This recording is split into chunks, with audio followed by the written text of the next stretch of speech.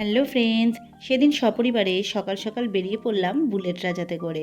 গেছিলাম সেদিন ননদের বাড়ি, তাও প্রায় অনেক দিন বাদে। ওই 1.25 ঘন্টার মতো রাস্তা। তারপর পৌঁছে গেছিলাম ওদের বাড়ি।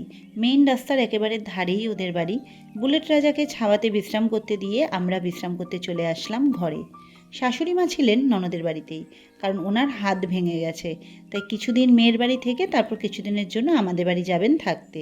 আসতে না আসতেই পেয়ে গেলাম ব্রেকফাস্ট, তাও আবার গরম গরম লুচি আর সাথে সবজি। সবজিতে ছিল আলু আর ছোলার ডাল দিয়ে, ওই একটা দোকানে কিনতে পাওয়া যায় না লুচির সাথে, ঠিক সেরকম সবজি। খেতেও বেশ লাগছিল। আর কিছুক্ষণ পরেই ননদ দিয়ে গেল আদা দেওয়া দুধ চা। চাটা কিন্তু বেশ বানায়। লাঞ্চে অনেক কিছু বানিয়েছিল। ওই উচ্ছে আলু ভাজা, চিংড়ি মাছ দিয়ে কলমি শাক, সর্ষে বাটা দিয়ে রুই মাছ, কিন্তু আমি সর্ষে বাটা দিয়ে খাইনি, ভাজা মাছ রেখে দিয়েছিল আমার জন্য। আর ছিল চিকেন কষা।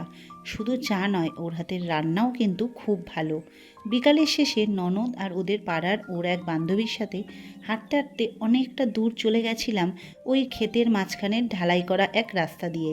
এই অপূর্ব মনোরম দৃশ্য তো আমরা মাঝে মধ্যে দেখার সুযোগ পাই, তাই আমাদের কাছে অসাধারণ দেখতে লাগলেও ওদের কাছে কিন্তু খুবই কমন। বিকেল ঘনিয়ে সন্ধে হয়ে গেল, চারদিকটা হুট করে অন্ধকার হয়ে যাচ্ছে। আমরা বাড়ি ফেরার প্রস্তুতি নিচ্ছিলাম। তারপর ননদ অনেক রিকোয়েস্ট করলো যে রাত্রে ডিনারটা যেন করেই বাড়ি যাই, কারণ দুপুরের বেঁচে যাওয়া অনেক চিকেন ছিল। তাই ও ফটাফট আমাদের জন্য ডিনারের জন্য কয়েকটা রুটি বানিয়ে দিল। আর আমরা ওই 8:30 নাগাদ ডিনারটা সেরে নিলাম। আসলে আর্যর স্কুলে না আছে এখন পরীক্ষা, না স্কুল আছে, না প্রাইভেট পড়া আছে। সবে অ্যানুয়াল এক্সাম শেষ হয়েছে, তাই অত একটা টেনশন নেই। আর সফি তো আমার মার কাছে আছে, তাই একদমই টেনশন নেই। তাই ভাবলাম ঠিক আছে, ডিনারটা করেই বাড়ি ফিরি। চলো আজকের মতো এইটুকুনি, টাটা।